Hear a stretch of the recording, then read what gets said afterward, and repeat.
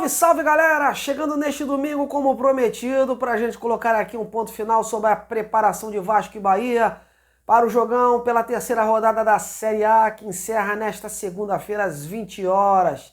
E neste boletim vou confirmar o time que o Maurício Barbieri deve levar a campo, o papo que ele teve com o grupo e as expectativas para mais um desafio pela frente. E por falar do time baiano, eu convidei um dos grandes setoristas do rádio da Bahia, que vai pontuar aqui pra gente o possível time, os últimos detalhes do tricolor, que não tem muita escolha não, hein? Vai ter que chegar no Rio e ser obrigado a surpreender o Vasco a fim de sair da zona de rebaixamento. Antes da gente prosseguir, peço humildemente o seu like nesse trabalho, uma moral para você ajudar a manter o canal no ar por muito mais tempo. Vamos que vamos e me acompanhem até o final. Bom, e o Vasco já está pronto para o duelo pela terceira rodada do Brasileirão. O time finalizou hoje a sua preparação visando o jogo contra o Bahia e agora segue em regime de concentração. E ao que tudo indica, a equipe deve ter sim apenas uma alteração em relação aos dois primeiros jogos da competição, né? A saída do volante de contenção Rodrigo para a entrada de um jogador com características mais ofensivas e que gosta de jogar como segundo volante, o Marlon Gomes.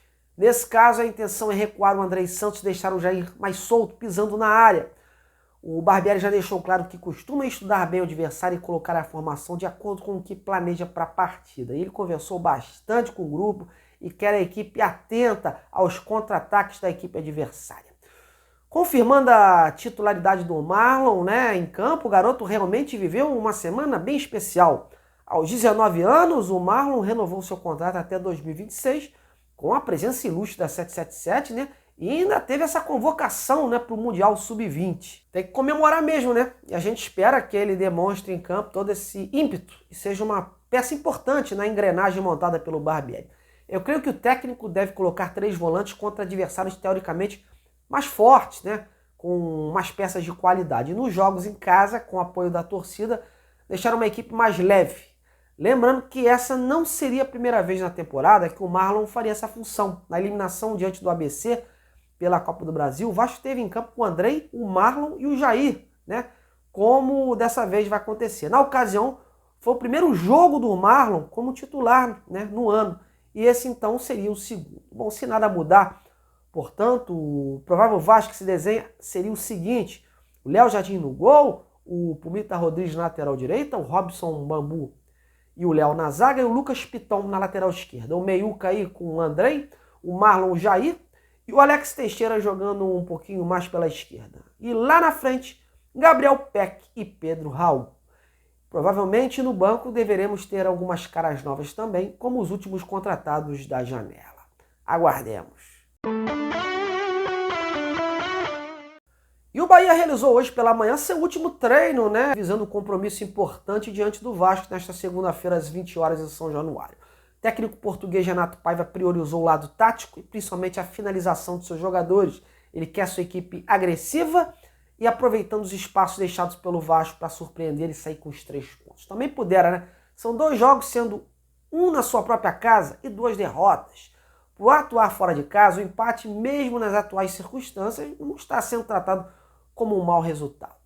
E o Bahia tem novidades para esse jogo. Durante a semana eu já tinha trazido aqui a informação que o ex-atacante do Vasco, Arthur Salles, é uma aposta do Bahia para o decorrer desta partida. Ele vem agradando e muito o Renato Paiva e deve ser lançado na segunda etapa, talvez no lugar do Everaldo, que é o jogador que ele vem substituindo. Além dele, o Bahia terá uma volta importante e estreias. Mas quem vai contar todos esses detalhes é um dos grandes setoristas do rádio da Bahia, o Manuel Nascimento Pititinga, da Transamérica FM. Manuel, conta aí pra gente como chega o Bahia, amigo. Disciplina, liberdade e compaixão é Fortaleza. Salve, galera! Olha, amigos detetives vascaínos. O Bahia, ele está praticamente pronto para o compromisso desta segunda-feira, diante da equipe do Vasco em São Januário, às 20 horas, fechando assim a terceira rodada do Campeonato Brasileiro da Série A. Um jogo em que o Bahia precisa dos 3 pontos, porque a gente sabe que tem muita água para rolar debaixo da ponte, como se diz na gíria, ou seja, mais 36 rodadas, né, do Campeonato Brasileiro, mas a verdade é que uma derrota novamente vai ficar ruim, vai ficar difícil para a equipe tricolor.